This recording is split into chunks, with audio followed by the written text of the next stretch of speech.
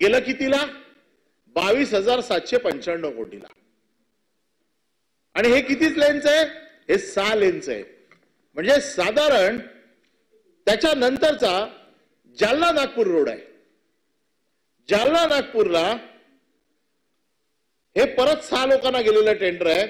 Afcon India, Afcons एफ्रा, Montecarlo, PNC infra, Montecarlo roadways. हे कितीचं गेलं?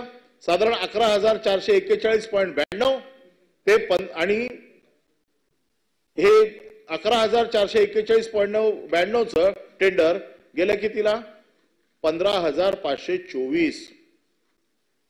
या 4 टेंडर मध्ये 4,112, 6,000, 6,000 आणि 6,000 म्हणजे जे साधारण 49,50,000 कोटीचं जे टेंडर होतं ते टेंडर 89 म्हणजे एकूण 90,000 कोटीला टेंडर गेलं.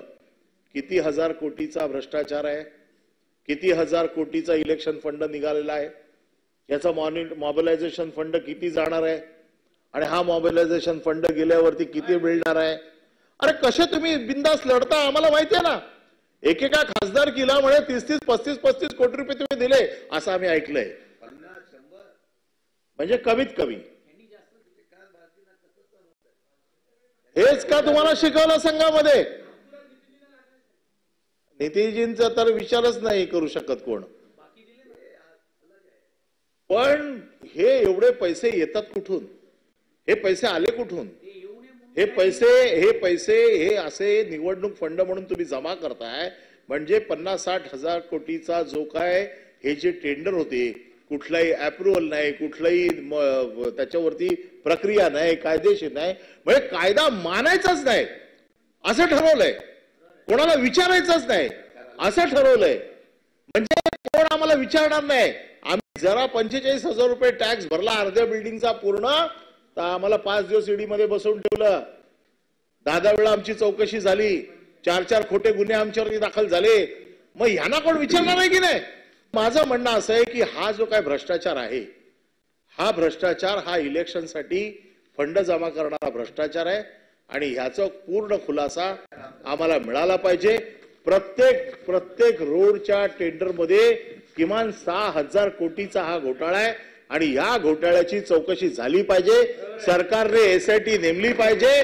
आणि एसआयटी नेमून याच्यामध्ये जे अधिकारी आता हे सगळं काम करतायत, जसं समृद्धीमध्ये जी हुजूर झालं, जी हुजूरने समृद्धीमध्ये 3,000 कोटी कमवले, तसे या रोड मध्ये कोण जी हुजूर आहे मला माहित नाही. साधारण आम्हाला अंदाज आहे पण त्याचं नाव अगोदर तुमची एसआयटी होऊ देत मग त्याच्यानंतर आम्ही काढतो बाहेर. पण हे जी हुजूरवाले सध्या जी हुजूरांचं मोठं वलय चालू आहे या राज्यात. आणि फक्त जी हुजूरवाले सगळे जमा करतायत. आणि म्हणून मी साधारण एनएआयचे जे काही रेट्स आहेत या रेट्सच्या प्रमाणे मी तुम्हाला सांगितलं की एनएआयला जर तुम्हाला त्या रेटने परवडतंय म्हणजे नॅशनल हायवे कॉर्पोरेशन करतोय, हेच रोड नॅशनल हायवे कॉर्पोरेशन करतंय, त्याच्या रेटमध्ये आणि तुमच्या रेटमध्ये डबलपेक्षा जास्तचा फरक. असं काय मटेरियल वापरतात त्याच्यामध्ये? असं कारण गडकरींसारखा एवढा मोठा नेता ज्याने या देशामध्ये एवढे चांगले रस्ते घडवले, एवढे चांगले रस्ते बनवले, त्यांना कमी पैशामध्ये रस्ते बनतायत. आणि तुम्ही काय सोन्याच्या विटा लावताय काय वरती त्याच्या की तुमचे रेट्स त्याच्यापेक्षा